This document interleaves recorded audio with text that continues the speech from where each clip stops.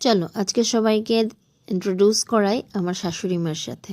আমার শাশুড়ি মা খুব খুশমিজাজ একটা মানুষ, হ্যাপিলি থাকে সব সময়। উনি আমাকে অনেকটা বেশি হেল্প করে দেন। এখানে আমি যে রেসিপিটার জন্য প্রিপারেশনটা করছিলাম, ওটার জন্য পেঁয়াজ রসুন এগুলো সবজিগুলো কেটে দিচ্ছিল। আর উনি দেখো এইভাবে যেখানে এরকম করে হাসছে, যে উনি এইভাবেই সবসময় হাসতে থাকে। হ্যাঁ, মাঝে মাঝে একটু মুড অফ হয় আমার উপরে, নো ডাউট। তাও আমাদের মধ্যে যতটুকু বন্ডিং আছে ওটা আমরা নিজেরাই ক্লিয়ার করে নিতে পারি। তো দেখো এখানে মা ওখানে সবজিগুলো কাটছিল, মানে পেঁয়াজ রসুন এগুলি কেটে দিচ্ছিল, আর আমি এখানে শুটকি মাছ এটার প্রিপারেশনটা করছিলাম। জানি না কে কী খেতে ভালোবাসো, কিন্তু আমার ভীষণ ফেভারিট এটা হলে আমার আর কিচ্ছু চাই না। আর যারা তোমরা শুটকি মাছ খেতে ভালোবাসো না, প্লিজ ভিডিওটাকে স্কিপ করে দিও, কারণ সবার পছন্দের খাওয়া তো আর সবসময় দেখানো যায় না। তো এখানে দেখো মা একটু একটু করে প্রিপারেশন করছিল। এখানে রসুন কয়েকটা কম ছিল, তাই আমি বাবার বললাম যে এখানে রসুন আর একটু দিয়ে দাও। আর এখানে মরিচ কেটে দিচ্ছিল। আমরা একটু সিম্পলভাবেই শুটকি মাছটা বানাই, অনেকে আবার প্রসেসটা আলাদা করে বানায়, আমাদের প্রসেসটা একটু আলাদা।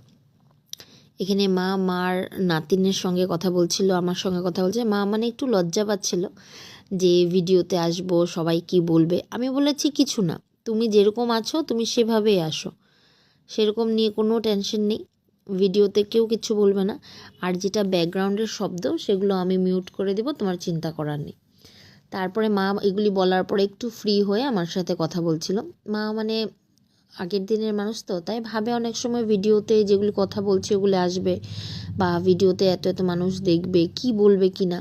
তো এগুলো চিন্তার থেকে আমাদের সমাজকে উপরে উঠিয়ে আনতে হবে, যাতে এগুলো চিন্তার থেকে আমরা বাইরে বেরোয় আসতে পারি। কারণ এতটুকু চিন্তার জন্য অনেক সময় অনেকে অনেক কিছু করতে পারে না আমার মতে।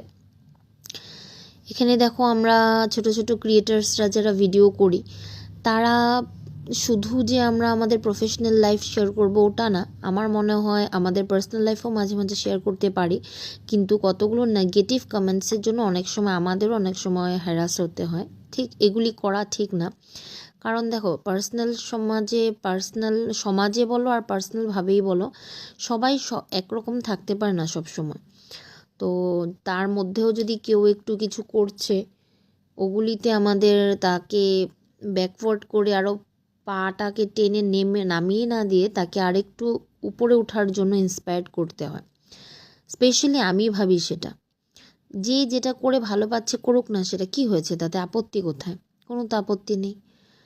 তার সংসারে থেকে তার